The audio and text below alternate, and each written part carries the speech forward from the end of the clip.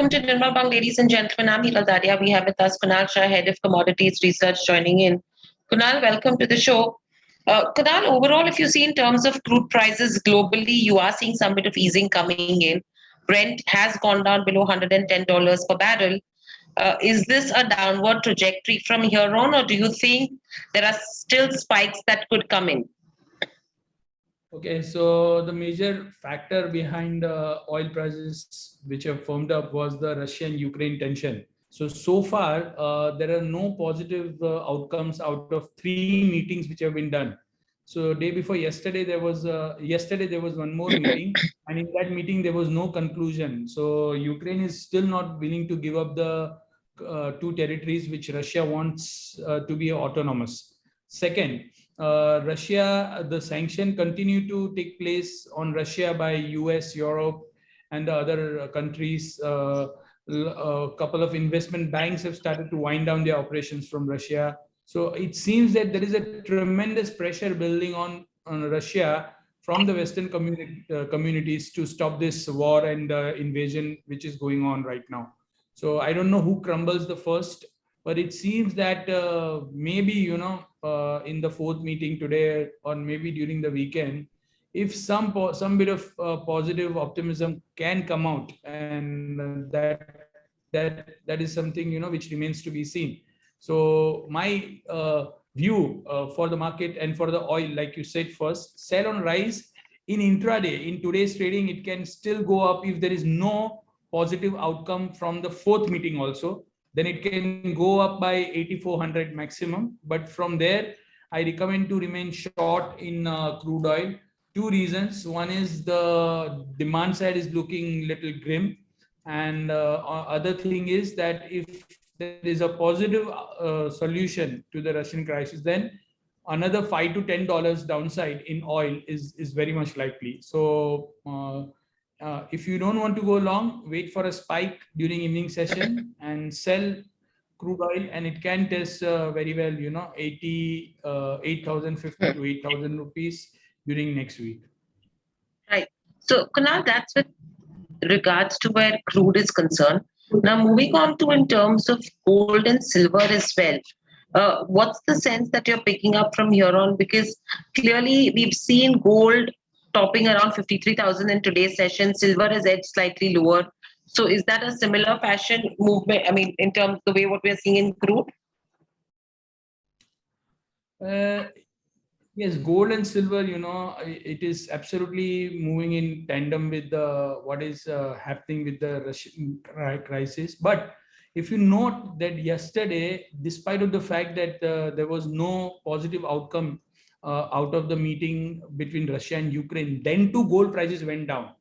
Gold prices are going down now because ECB, Federal Reserve, all are expected to take very strong steps to curb down the inflation.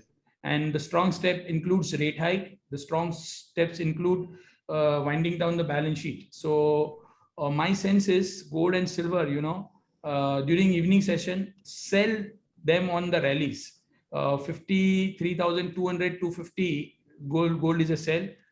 70,700, 780, silver is a sell.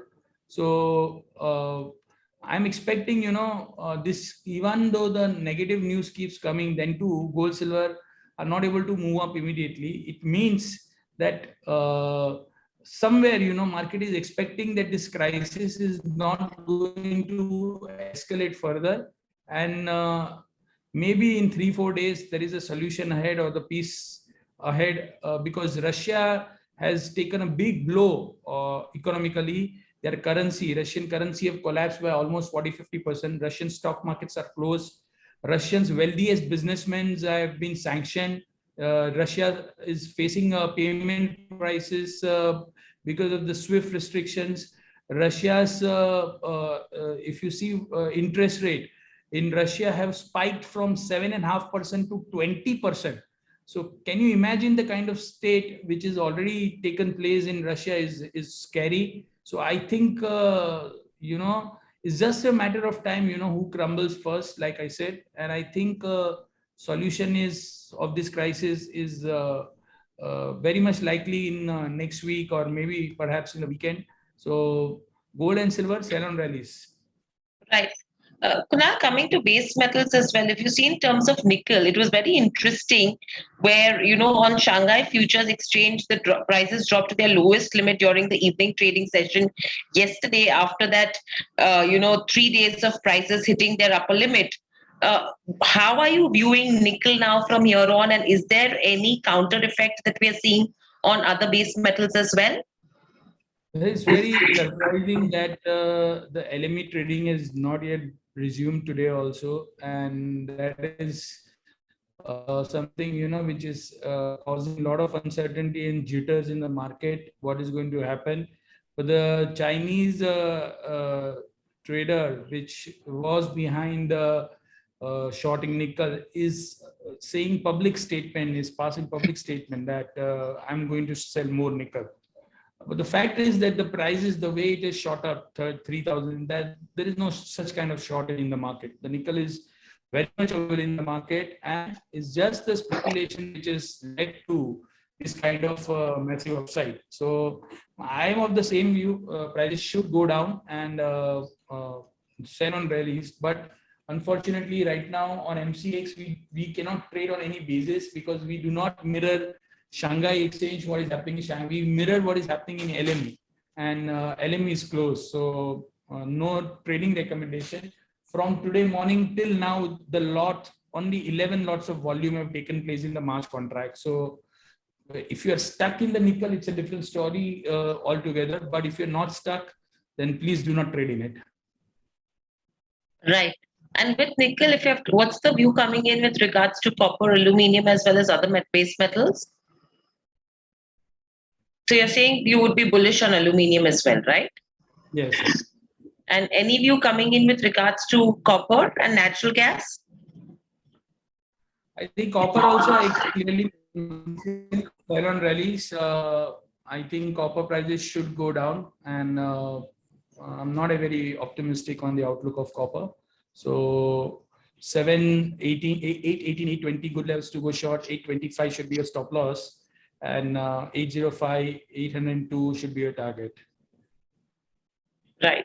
So that's the overall view coming in for the commodities market as a whole. Thank you, Kunal. Thank you, participants, for joining in as well. Subscribe to our YouTube channel for in-depth interviews of India Inc. and press the bell icon so that you do not miss our updates.